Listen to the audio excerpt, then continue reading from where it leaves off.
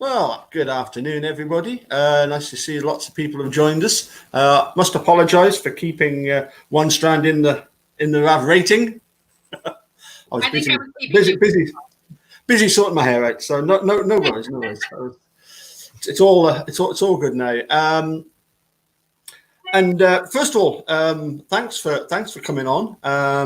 Thanks for the invite. I have to tell you, I was over in foul play when you messaged me, and I got on there and I said to Zoe, I said, "Oh my God." He's like, "What? What happened?" I said, "Paul Capaldi just messaged me." Well, yes. From a sort of, I suppose the word veteran could apply to somebody like myself and the dude that have been going at this for a long time. What we particularly like is seeing new people coming forward, or should I say, apologize. It's not that they're new people, but people that we haven't seen before. Well, coming into the groups. We call you, like you, Eric Hosey, Millbilly. You're icons in this case. You really are. And that's really. One of the ways I actually got in was watching all of you gentlemen. Right. Well, certainly Millbilly's got really got the veteran tag because he knew about the case. Even back in the day when it was all kicking off. So tell us a little bit about yourself. When did you first hear about? When did you first hear of the place Manitowoc? Well, actually, I'm originally from Illinois. Right. Yeah, I grew up, born and bred there. I moved to the South in 2015. I remember, especially Ken Kratz's infamous press conference. Yeah. Really didn't follow it that closely then. My girlfriend, my best friend, is actually still in Illinois, and she met someone with a Save Stephen Avery t-shirt on. Right. And she went home and she watched it and she said, "Oh my God, you have to get on. You have to watch this." So I got on, and literally I could not get out of my pajamas for 2 to 3 days watching it, binge watched it like everybody else does, and I got pissed. Yeah. There's no word for it. I got pissed. Number one, I have a special needs child. And for those officers to not put that into account pissed me off royally. I got on, started, looking at Facebook. I joined the family groups. I got on and watched Eric Hosey. I watched you. I watched Millbilly. Andrew Whitehead was just coming on. And I just started absorbing things. Well, Linda Kay, who is now my partner in crime, she was welcome to invite me to be part of her program, invited me over to Foul Play. Yep. And I got in there because it was like I could reach out. Oh, I got to step back there. Sure. I was on Twitter and started talking to McGilla. Mm-hmm. And got to get my hands dirty a little bit with him. He would give me some guidance. And Mystic Jinx, that girl, she's in there. If I said something, she's like, "Nope, here you go," and she would show me. Yeah. Then I got bit. Yeah. And I got into Foul Play, and I went to BB and to Jack, and I'm like, "What do I do?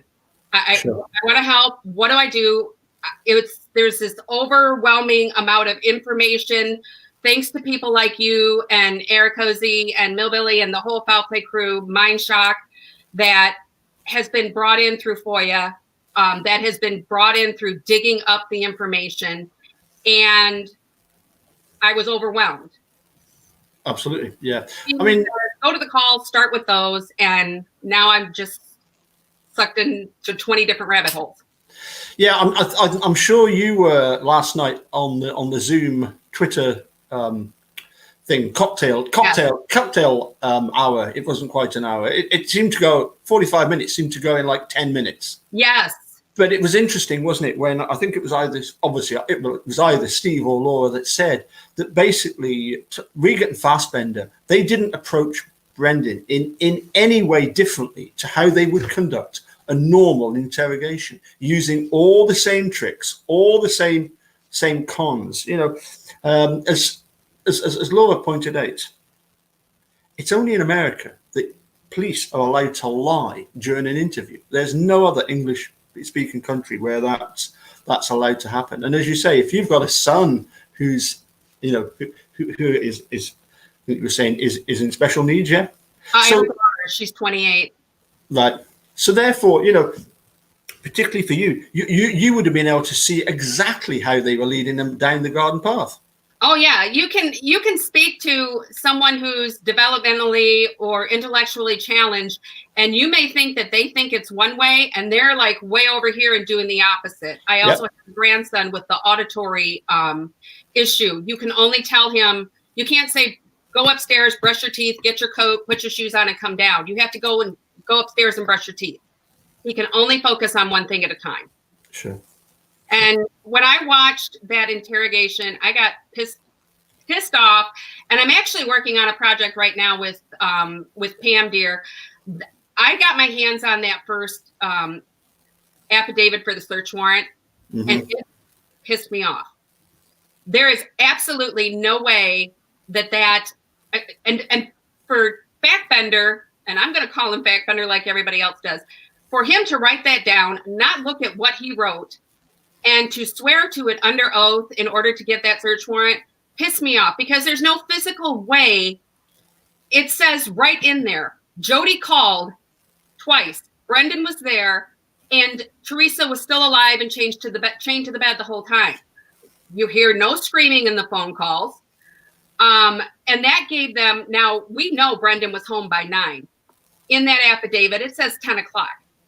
That gave them 45 minutes when he got off the call to carry her outside, to shoot her, or to stab her in the stomach, cut her throat, cut her hair, put her in the back of the Rav, drive it around to the pond, turn around, come back, take her out, put her on the dolly, put her over to the fire, drive around, pick up the cabinet, the back seat, the tires, throw that all on the fire, which was miraculously burning on its own already. Yes. And then clean it all up, and Brendon gets home by 10 o'clock. Yeah. Piss me off. I think what's really interesting for me is that in all the years, well, since March of 2016 when I first watched it, and then started doing YouTube videos, I'm going to say maybe a year and a half later, the fact that we have had some guilters begin to realize just that Brendon's whole testimony was just made up. He was just acquiescing to everything that the Wiegert and Fassbender were putting forward to him. But as you point out, it's like, well, if you can accept that Brendon was being, you know, was being led down the garden path, it doesn't take that much of a leap of faith to realize that for Stephen Brendon to have done all that and to have cleaned up without a single trace of Teresa ever in the trailer or the garage, you know, I'm sorry, but you know, they're salvage yard. They're people that live on the salvage yard. They're not crime technicians. They're not crime scene experts that can clean. You know, this idea that a rug doctor and a vacuum cleaner was all that was needed, to dispose all of the DNA that would have been there, ridiculous. No, and the fact that they left things out, such as the 2 different types of bleach. Yeah. Peroxide bleach is the kind that's going to degrade the hemoglobin. Standard bleach isn't. But they purposely left that kind of information out. And don't get me started on Sherry Calhoun, because that woman, she works on this nerve. I do have a certain sympathy for her in the sense that it was actually her testing of the rape kit, the Penny Bernstein rape kit, that actually led to Stephen Avery's exoneration in 2003. But I almost get the impression that, you know, she's been told by people higher up the food chain, you know, well, you let him out, you better damn well make sure he goes back in there. I have a little bit of a different take on that. Sure. I think that Sherry, now, there were depositions that still had to be done. Mm-hmm. What's to say that Sherry couldn't have been added on there and sued herself, because she sat on that sample for a year before she tested it and got him out. I have an issue with that. You have this and somebody is potentially innocent. How long does it take you to join that in with your other DNA, because you've got it all on your desk? We know you have all those cases there. That's the thing, isn't it? You know, when you look at the how to fix a drug scandal, and you realize, you know, how the state didn't even have a list, as one of the attorneys pointed out. You know, it wasn't like you could go to the drug lab, press a button, and get a spreadsheet of all the cases that Sonia Farak had been involved in. And you think, well, why not? I'm a former registered nurse, and I was 2000. Everything is digitized. You have to initial everything. When it's computerized, you could pull up. All you had to do was enter your code name and pull it up, and all your files are going to be there. That drug scandal, that was to put people off so that they could not find out in advance how many people had been wrongfully convicted based on, I can't even remember, Dukin. Dukin. That was just to put people off. And you know, this is going to continue in our country until there are better regulations for law enforcement, DAs, crime labs. Right now, they're as well as DCFS. They are self-regulated and pretty much not accountable to too many people. They can pretty much act as the criminals do and get away with it. Yeah. So, sorry, I don't think we quite got the date as to when you first watched Making a Murderer. How long ago would that have been? God. I joined Foul Play in March, so it would have been January or February, and I'm just guns blazing. I am guns blazing. I'm trying to keep my hair on my face because it looks really tacky. Not at all. I actually have my own YouTube channel. And so I go to YouTube for everything. The more I get into, and I FOIA stuff, I think there's a lot of things that people haven't looked at yet in depth, such as Andre Martinez, the German. There's a lot that hasn't. I'm always going to Jay Jacks and saying, hey, where is this? Because he has such access. He knows where it's at. He'll show me. I like to do different aspects as well. You know, Linda and I have started our channel. At times we like to throw the characters out there and, you know, make some fun of them while we're bashing them on Trash Talk Tuesdays. And it's, I guess the thing that makes me want to do this the most is because I want to see these boys out. Yep. And the more we talk about it, I mean, I have people, my daughter is just now watching Ma'am with me. I'm watching it a third time and she's getting ticked off and we're not even through season 1. Sure. It's the light that you and Eric Hosey and, you know, Laura Nyrider, Steve Drizzen, Kathleen Zellner have brought to all of this is incredible. And I don't take this lightly. I have a brother who is in federal prison and he wants to get out on a loophole. Sure. I'm not going to help him because I know he did what was wrong. Sure. So the one thing I think with guilters is I honestly believe that the guilters have not dug into the information like the truthers have. Sure. They simply take what they see on TV or what they read in Crappy Kratz book or Greasebach. And when I started to listen to Greasebach's book, I'm sitting there going, oh my God, how can you lie like this in your book? Which book? Was it the first or the second one? It was Indefensible. Right. I've read the first one. The Innocent Killer, as I think it's called. I've got it up there. That was good for the first 2/3, but I must admit I have not bothered myself with this second book at all. I can't. When you get your hands on evidence and you've actually looked at evidence that is documented, you listen to the phone calls, you read the reports, you see how things don't line up. You cannot stomach the fraud, the corruption, and the lies. And I think it's hysterical that Netflix is using Grisbach's own words against his client, Andy Colburn, to say, hey, you need to drop this case. Yeah. So first of all, you say you've got a YouTube channel. Does it come under the name of One Strand in the Rav? No, sir, it doesn't. Right. let me pop the link in there. You tell me what it's called, and I'll. Oh no, you don't have to do that. I actually review wigs. I also suffer from some hair loss, so I review wigs for women, and I try to get on there, and I want to have fun with it. There's no reason why you can't use a serious situation such as hair loss or Stephen Brendon's case, and not find some humor in it, especially in the quarantine time that we're in right now. Yes. But it's wigaholics, sharing is caring, and that's about it. Right. We have a lot of fun over there. I was going to say, I've come across the name Wigaholic before. That's me. Yeah. That's you. So I was actually named by Linda, my one Strand in the Rav.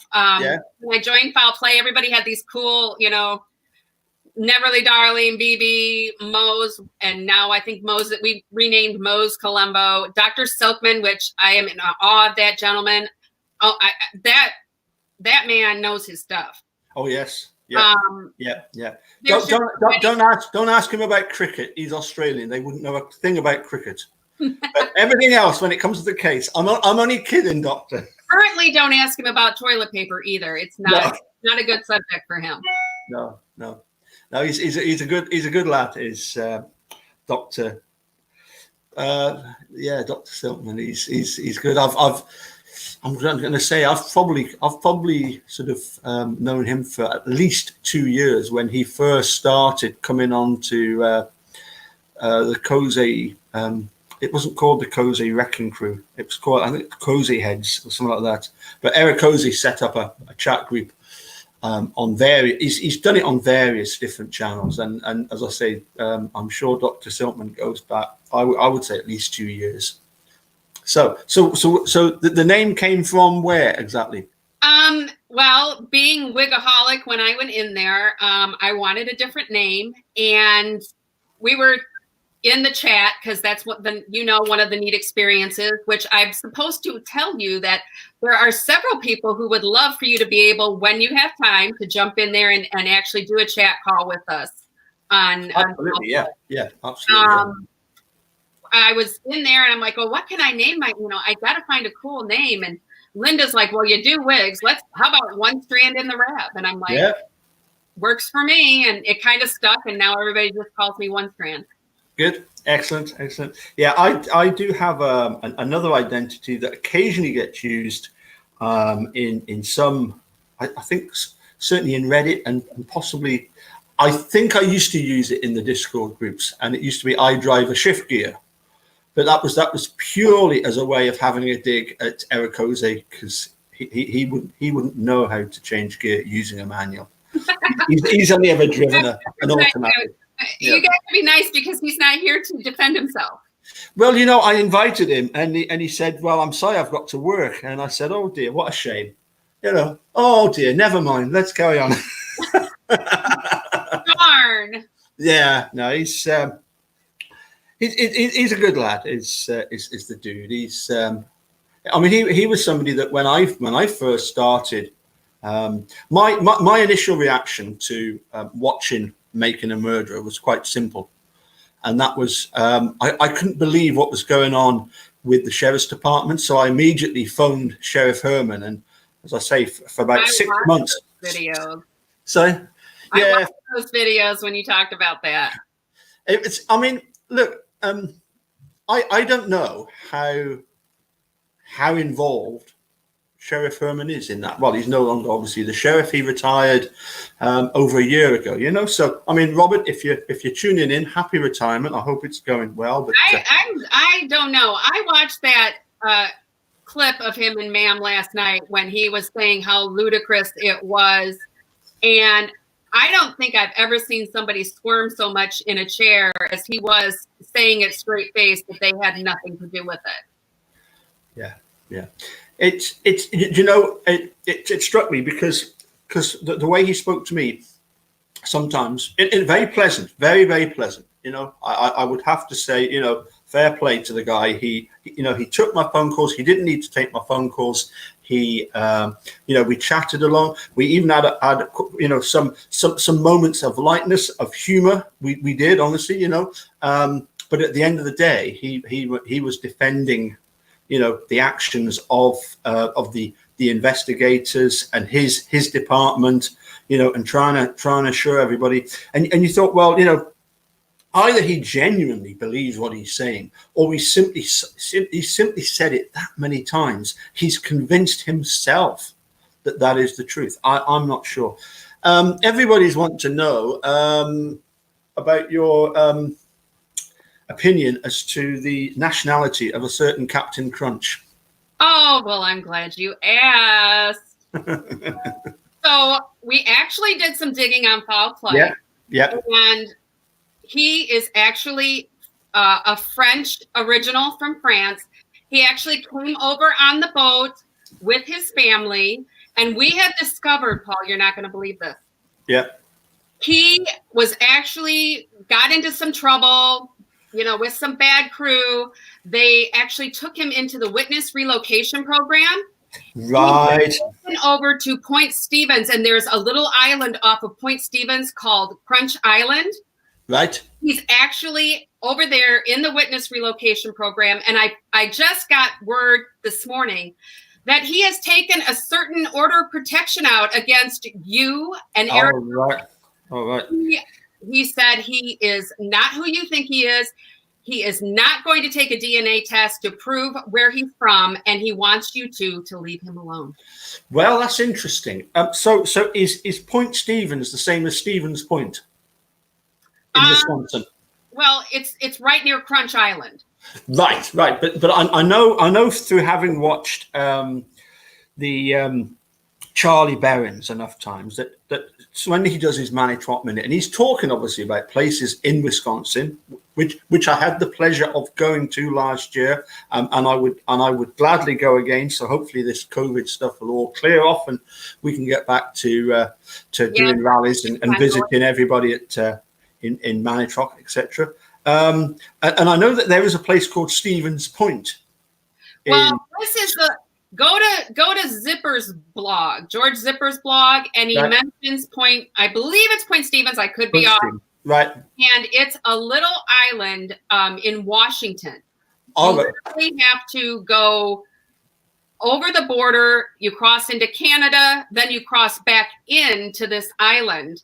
And evidently, because of the law enforcement being in those areas, it's become a safe haven for about 50 witness relocation. Right. Okay. That makes sense. I mean, very close. Linda has always maintained that there is a French connection there, and of course, his arch nemesis, arch rival, is Jean Lafitte. If you watch all the cartoons, as yes, I obviously have, in order to carry out a thorough investigation, Well, you and Eric Cozy are getting a little stalkerish, Oh, yes. Who the heck is Captain Crunch? Vision that some of the truthers and some of the guilters get. You guys are getting that tunnel vision in this situation, and well, I know. The thing is, you see, I know that Eric Cozy has a fake birth certificate. Now, I must make that clear. That's not a fake birth certificate of his, but of Captain Crunch. Oh no, and I can tell it's fake. We've seen it. Yeah, it's We've fake. seen it. Yeah. I mean, I've got a fake birth certificate there, but and I've also got some testimony from the Frosties guy, what's his name, Tony the Tiger. They're great. Come on, you can do better than that, Paul. Well, we got Wiegert and Fassbender to interview him. Gotta do it that way. Come on, Paul. That bit. Yeah. No, Actually, it was interesting. Just at the end of the chat with Rob Bellin last Sunday, I asked him obviously the same question. And off air, he just said, obviously, he's American. So I will not. I'll look. I'll not go along. I'll not be accused of being into tunnel vision and all that kind of stuff. Paul, that was him coming over on the boat. Right, as a youngster. Yes, I an amazing likeness. It's amazing how what I mean. If you came over on the boat during those times, they were basically sort of Napoleonic times, nearly 200 years ago, and he's not changed a bit. You know, the same eyebrows on the hat. It's amazing. You know, absolutely amazing. It's all in the food that he eats. Yes. Okay, so what? Or obviously, none of us are crystal balls, but what would be, your sort of assessment, shall we say, of what should happen in this case? What would you like to see happen in this case? First, I would like to see the state stop stalling against Kathleen Zellner. I think that the number one thing they're supposed to be having in Wisconsin is transparency. And as most of us who are trying to FOIA information and get more information know, they're actually going the opposite direction and they're becoming less transparent. I would like to see her get her evidentiary hearing. I'd like to see her tear them apart. Mm-hmm. I would like to see, at the same time, I don't even want the governor to wait in Brendon's case. I want him to actually look at documents like the affidavit and see that they're not even physically possible and let Brendon out. Mm-hmm. If nothing else, give him a new trial as well, because the stuff is ludicrous. I know that's probably not even technical. I mean, Travis is on here probably going, and that can't happen, one Strand. But I want the truth to come out. I am tired of every time we turn around, there's another wall thrown up to keep that truth from coming out. And I want these guys to be accountable. I don't want them walking free and saying, oh, well, what was it that Kasorik said? Oh, none of this was done intentionally. I don't want to hear that. Yes. I don't want to hear that again because it's bull. Yeah. I mean, what's the thing? I do it once, shame on you. The second time, shame on.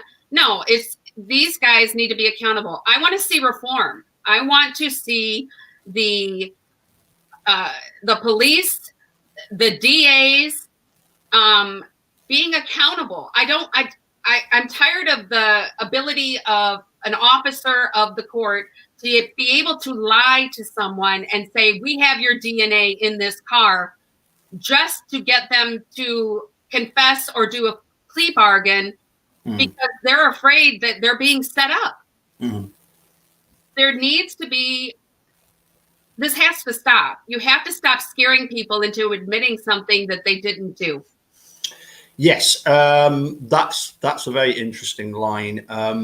Dowell Massey, who was one of the investigators in the Adnan Syed case, very famously pointed out that in order to arrest somebody, he only needs 51%. The other 49, in other words, to convict somebody and make them guilty, that's down to the prosecutor. All he needs is the 51%.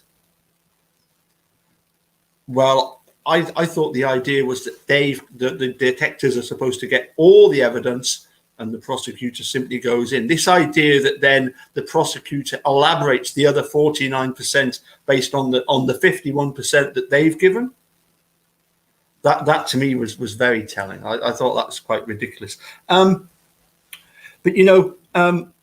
as a truther, one of the things that you invariably get is you get the comments from guilties who say that, you're trying to come up with this huge conspiracy that all these people conspired to frame Stephen Brendon, but some of them haven't even got any sort of, have no stake in it whatsoever. Well, I totally disagree with it. And I just wonder, what is it ultimately that these people have got to lose? And I think it's absolutely phenomenal that when Fleetside went through just looking at the financial point of view, the figures of what this is going to cost the state, it's absolutely shocking. But I don't have empathy for them losing that, because look at them. Oh no, over $1 million to do this, Stephen. Yeah. Oh yes, yeah. No, it is a shame in a way that that these law enforcement people working in Manitowoc are representatives of the whole sheriff department, and the sheriff department is meant to look after the whole of the county of Manitowoc. And it only takes a couple of bad apples to spoil it for everybody. And this is going to be financially quite bad, I think. Oh yeah. I hope it hits them personally. I hope it hits them in. I would love to see Ken Kratz and the prize living in a ice shanty. His fall from grace has been from his $350,000 house. His what was it? His 6-figure salary that he gets every year. You know, to what does he get now? He's desperately trying to sell books that nobody wants to buy. It's been a pretty big fall from grace.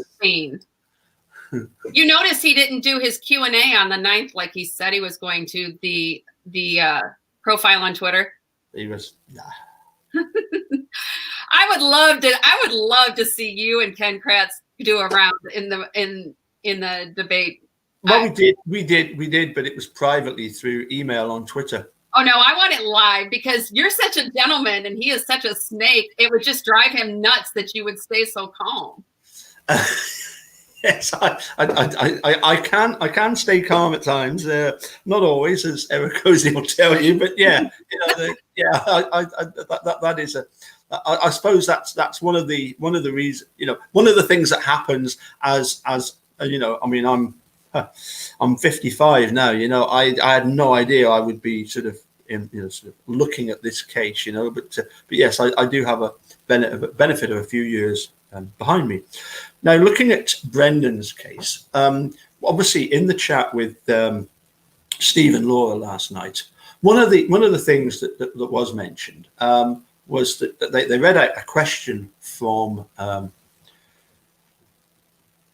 Well, it was my question about the Hugh Burton case, wasn't it? Yeah.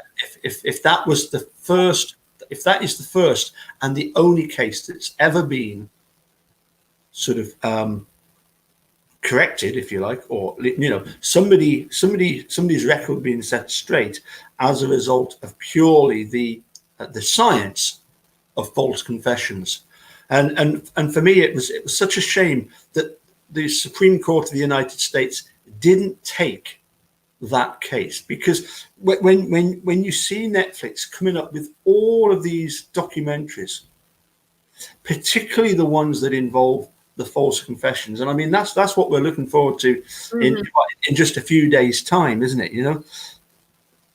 The science is there. We can see straight away when people are basically they're just going along with what's being put in their mouths. It was such a shame that the Supreme Court didn't take his case. My hope would be that at some point in the future they actually redress that and actually come back to correct what's happened. It would have been great had there have been a Brendon, like a Brendon case. People would cite the Brendon Dassey, Dassey versus Dittman as being, the case that sort of reset the whole, false confession. He is an amazing young man to have gone through all of this and to stay as untouched as far as anger and hostility and bitterness. He seems to, still encourage others. Hey, keep writing. And that was one of the things that Laura encouraged us to do yesterday on that. Yes. Was to write to Brendon, give him your support. He's just an amazing young man, because I don't think I could have stayed that upbeat and that hopeful through all of this. Mm-hmm. And my heart goes out to say what you want to say about Barb, but I actually messaged her and I said, Barb, my heart goes out to you because you didn't have just one person going through this or two. You have 4. Yeah. And I can't imagine having 4 people that you love being attacked by so many different people. One would be bad enough, but 4 is atrocious.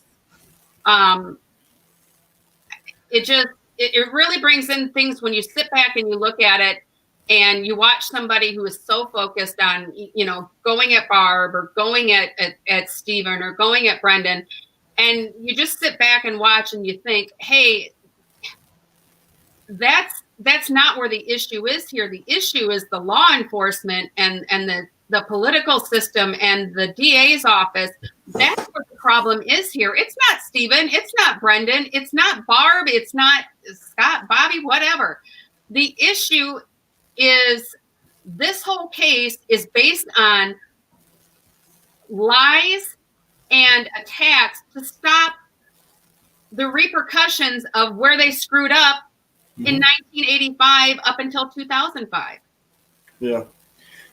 I mean, going back to Barb, in a way, Barb and Jodi seem to me to have been victims of people who would flip flop think one way, then the other, not sure what to think, but inevitably always backing the wrong horse. I mean, I'm sure that when Stephen is out and fully compensated, Jodi's going to think, oh my God, I should have stuck with him because he's worth all this money now. And I think that was part of the lure of Stephen Avery when he was first released, was the fact that Jodi thought, I'm not going to have to work again. I got really angry. Jodi's calls were actually the first ones that I listened to. Mm-hmm. And when I watched her interviews with Fackbender and Wienegert, I went and listened to her phone calls with Stephen. And the one thing that made me so angry was listening to her tell them that Stephen caused her to have 2 miscarriages and he punched her in the stomach and it took a week for her to miscarry. I'm a former OBGYN nurse. I'm sorry, girl, you're lying through your teeth. Yeah. And then listen to her say that when Stephen says, I want a baby. And she says nothing about ever losing any children before. I got angry. Yeah. Because I watched the more in my head from that point on, how she lied, how she was out for herself. Well, as I say, she was backing the wrong horse. She had aligned herself more or less behind Wiegand and Fassbender, and realised that Stephen's in big trouble.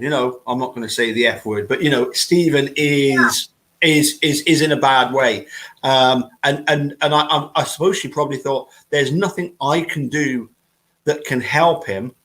There are things that I can do to ingratiate myself towards these investigators, so that I can have a bit of an easier ride here. Think about this though, Paul. Yeah, we've gotten the depositions now. Yes. Who sat in on those depositions with Steve? Oh, so who realized just what that county could do to somebody? Yeah, it was her. Now she's, 3 assault and batteries and 4 or 5 more DUIs since Stephen. Yeah. But you do see, I mean, she was a smart cookie. Jodi isn't stupid. No. And look, there's nothing wrong with somebody wishing for, this sort of, here in Scotland we call it nest building. She wanted her and Stephen. I don't think she was very happy with the Maria Avery situation. That must have been quite worrisome for her. But yes, yeah, I know. I don't think you can tell that she's not stupid. As I say, I do think though that ultimately she's ended up back in the wrong horse, and it's almost like at times when you listen to like between Steve being arrested and then Brendon going to trial, Barb seems to flip flop as well, doesn't she? Between accepting Brendon saying that oh yes we did it, and she said, and did you really do it? And she just doesn't know, does she? She just doesn't know. That would be like my my daughter coming to me and saying she did something like that, for me, it would be like, okay, you never say anything like that. So if you're saying this, it's just not something a child's going to come and tell a parent. Yeah. So it's a bitter pill to try to swallow. And say what you will about Barb. I mean, some people say, oh, she's street smart. I don't think she was. No. People don't realize when you've been in an abusive relationship, which, yes, I have been, you're not going to necessarily file charges. You're not going to necessarily tell everybody about it. You know, some of us don't. And when you see these people who are supposed to be protecting you, and you've seen what they've done to your brother, and I have no problem with believing that somebody was threatened, that you're either going to go this way or we're taking your whole family down. Yes. And I don't think that, I mean, some people say, okay, well, Barb threw Brendon to the wolves. I don't think that. I think she thought that when it first started with the interviews, Brendon really didn't know anything. And I kind of think that, you know, Bobby said something, or the police said something to her that let them know, hey, you know what? If Bobby isn't helping us, guess who's on our radar? Yeah. Well, as far as Bobby is concerned, I can only see him as either being somebody who, at the very least, perjured himself. Oh, yeah. And we don't want to consider what could be at the other end of that scale, you know, because it could be that, you know, it's a human trait, isn't it? Apparently, if you've done something wrong and you're trying to get away with it, rather than just sort of defend yourself, you then cast aspersions on other people. Mm-hmm. And they, I mean, you think about it with the phone records that have been released. Bobby's calling DeVork's house, and you know, what are they going to do? Are they going to are they going to do a Stephen to him? Are they? I mean, he knew what he did. His mom may not have known what he was doing on the computer, but he knew what he did. Yeah.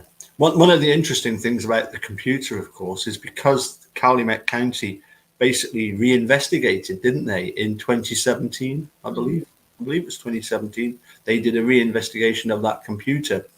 It means that whatever statute of limitations applied back in 2005, 2006, 2007, when they first looked at the computer, I believe that the fact that they've re-looked at it, it means that, you know, that resets the statute of limitations, and whatever he was looking at the time could come back to bite him.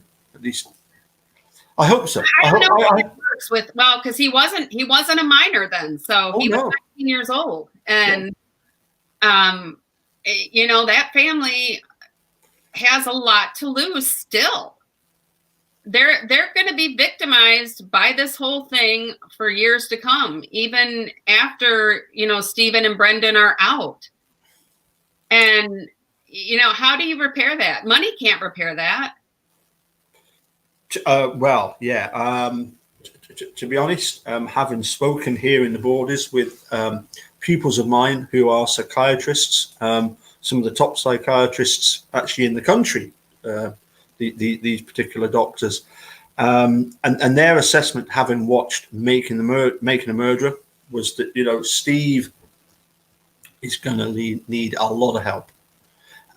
Brendon, being younger, up. I mean, you, and that's one of the things, like Jay Jackson and BB and Linda and I have talked about, is Stephen went in there a young man. Yeah. He didn't experience all the transitions that you and I went through. And when he came out, yeah, he was probably sowing his oats a little bit, because he was still in his mind a teenage boy.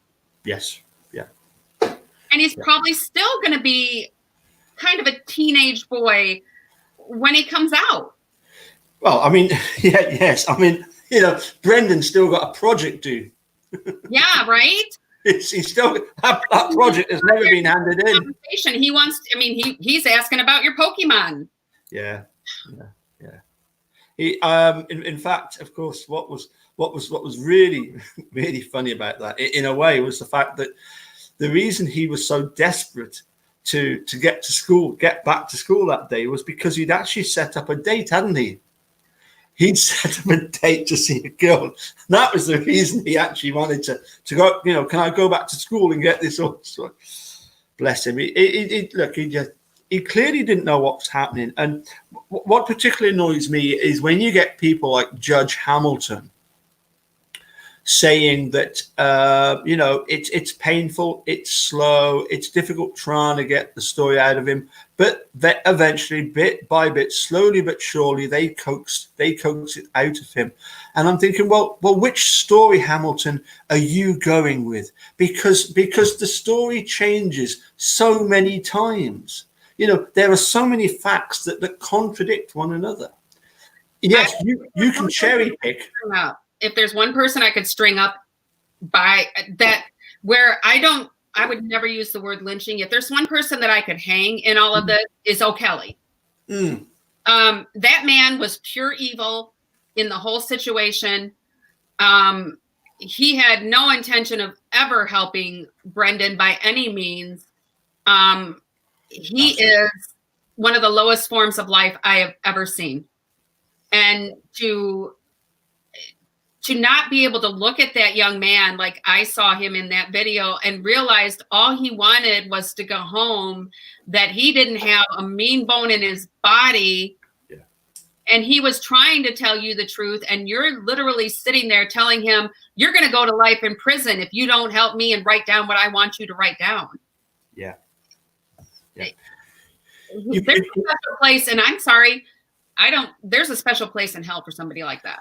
You've got people at the moment who really bad people at the moment who are looking to exploit in whatever way they can the situation with this COVID. You know, they're trying to phone people up and say, you know, there's a problem with your bank account. Give us your bank details and we'll fix it. You know, the typical sort of scams that are going on there. For me, O'Kelly is no different from that. He just exploited the situation. He just exploited it to get exactly what he wanted. And when Brendon at the end, he shakes him by the hand as if thank you. You know, because he's convinced Brendon that he's there to try and help him. Yeah. There was the way he spoke so down to Brendon. Look at me. Oh, and yeah. I thought, yeah, you're treating him like dirt. It's like a parent would talk to a child. It's a little bit like the, when it came to the control question, there's a clip, a very short clip of Eric Jose chatting with Steve Moore about it. And Steve Moore immediately said, well, when Fassbender says to Brendon, you know, because he says, you know, did you see the tattoo? And Brendon said, no. Do you disagree with me? It was very much that sort of like a parent to a child. Are you disagreeing with me? Are we going to have an argument about this? Right. Is this a problem? You know, because we're going to nip it in the bud now. And he'd go, oh, no, but I don't know what it was. Yeah, Brendon was just going to say no, and I don't know, because he didn't know. It was no. And every time you tell him, all right, I'm sorry, you know, there's more, tell us more. And Brendon's just thinking, what do I got to say to get out of here? Because I don't want to, I've already gone through this 4 times, make it 5, because he went through it in the back of a squad car with Baldwin and I don't remember who else, when they pulled him and Brian over the first time. He just wanted it to be over with. So if I tell you what you want, because you're telling me all I got to do is tell you what I want, then I can get out of here. Mm-hmm. Yeah, absolutely.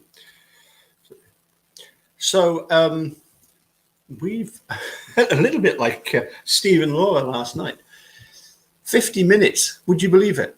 No. It seems like 10 minutes, doesn't it? It seems that like was amazing. That was what was her name that got on there? Was it Nora? Was it Nora Jackson? Oh yes. Yes, she's also somebody. I butchered it. I'm sorry. I'm terrible with names. For her to get on there and just share, you know, she was the one where her mother, she woke up and her mother was dead, and they, you know, they wrongfully convicted her into that. I could hear the brokenness that's still in her. Oh yeah. That was awesome that they, you know, had her on there and had her, you know, speak to all of us. I still don't know. I know they say write to him, but I mean, Paul, what can we do? What can we do to make changes so that this doesn't happen to somebody else? Unfortunately, in order to flatten the curve, it's going to take a while. You know, there's going to be more and more of these wrongful conviction cases that are going to, you know, that are going to come to light. Ultimately, having spoken to people like Saul Kassan, Richard Leo, and a few others that have collaborated with Stephen Drizzen on previous exercises, and Richard Leo, who wrote along with Steve Drizzen the false confessions in the post DNA world. They're planning on doing a much bigger study of this, but certainly the main things are that videoing the interrogation is very, very important. You know, that has to be everywhere, and there's a more in terms of, you know, wrongful confessions, but also just an acceptance by the system that this happens. It happens all the time. You know, there's people out there who are going, you know, it's government, and, you know, screaming that from the mountaintops. I'm sure you've heard it. But the thing, all that we can do as YouTubers, as truthers, is continue to expose this to the people of Wisconsin, and the ones who say, oh, well, you know, you're wrong. You know, the guilters. Have you seen this? Have you seen this? Show them the evidence. They're the ones that ultimately have to make the decision to vote these people out of office. Yes, it's a little bit like, as Jerry said just before the rally last year in Manitowoc. He said that, you know, these guys, they're like vampires. They like to stay in the dark. They don't like the spotlight being shone on them. And the more we shine the spotlight on them, the more they, you know, they will be hurt by this. This is again, getting back to what we were saying when I first started. This is why when you get new people coming forward, new faces on the screen, it's absolutely brilliant, because it just shows this whole community just keeps growing and growing and growing, where people are coming forward and you know, when we first started off, just trying to get some people, you know, just to post a little video or just to come on and do a little bit of a chat. It was to them, it was back then, it seemed quite intimidated. We did get one or two people coming forward, but now more and more people are coming forward. You know, not quite 4 years later, but certainly 3 years later. It's amazing how the whole the scene has changed. You know, that yes, there were one or two guys that we don't see very much of, like in terms of making a murder. I'm thinking of Laura Perplexed and Casey Martinez, and unfortunately we don't see much of Ali Apperson.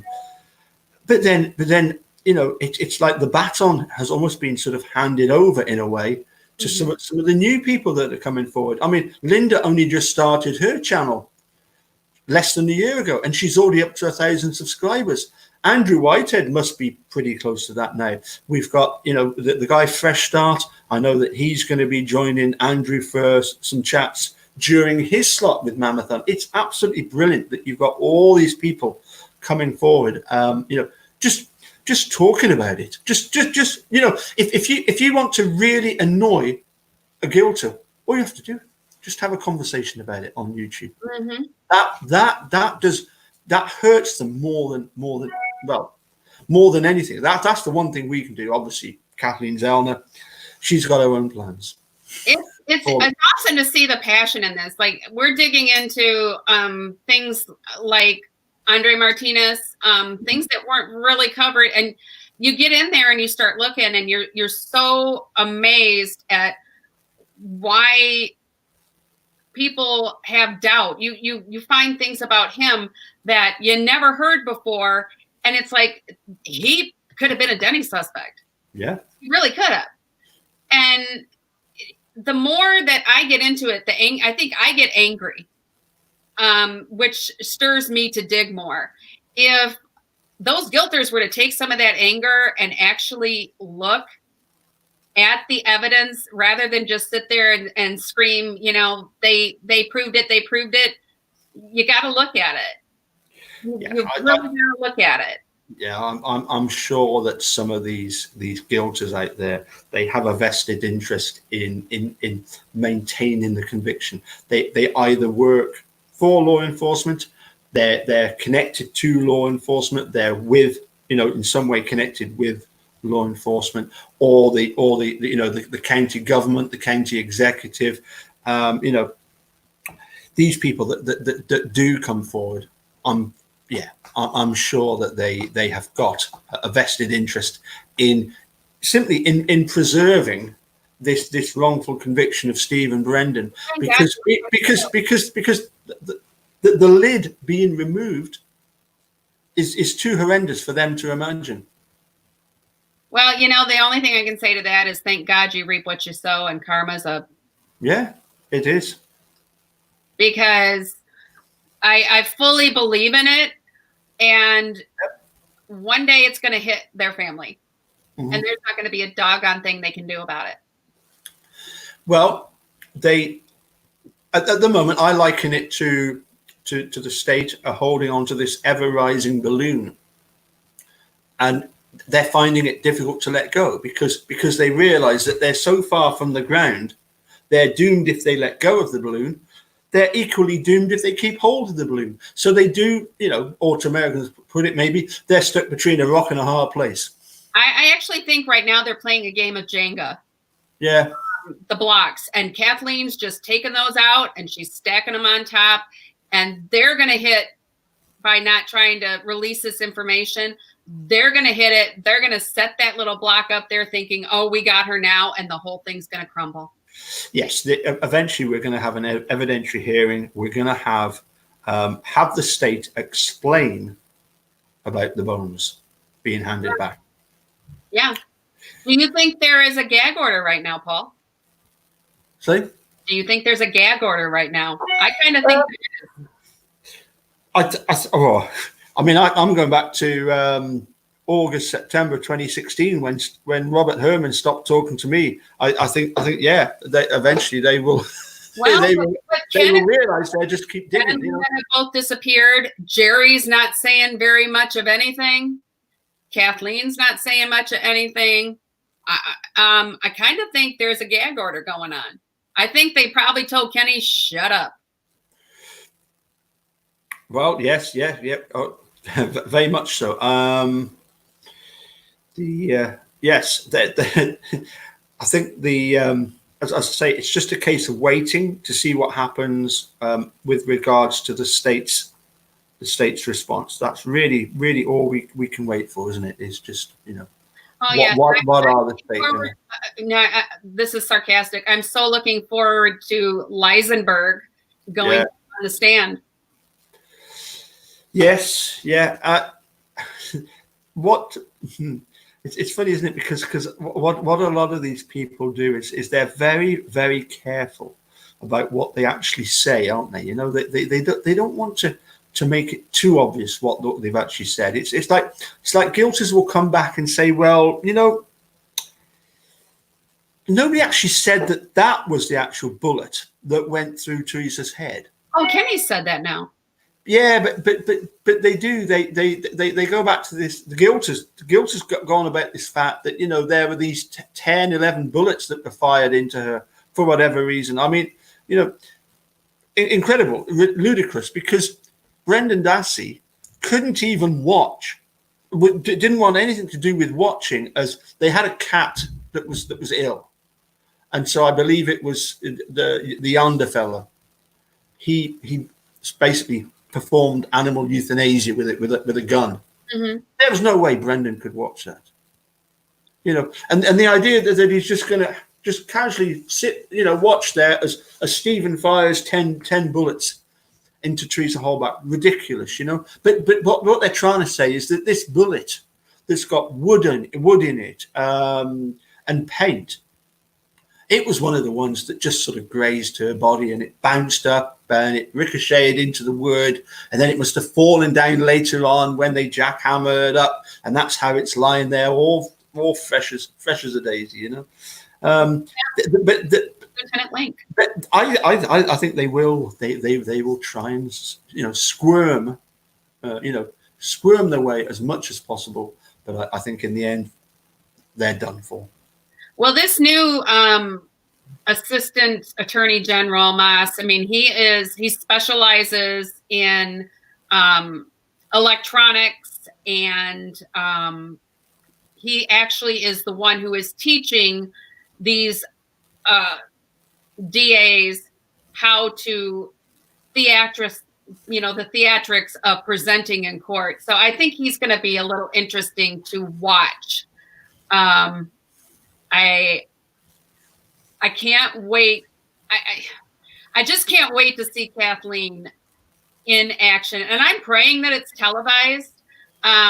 We kind of joke, and Linda says she'll be sitting in that courtroom, and she'll, we're teasing her, hey, you're gonna have to put it on chat so we can all listen. But I have a feeling there's going to be a lot of us that actually, I don't like to go back to the northern part. I'm where it's warm, but I think there's a lot of us who would probably want to be sitting there and watching them squirm. Yes, I think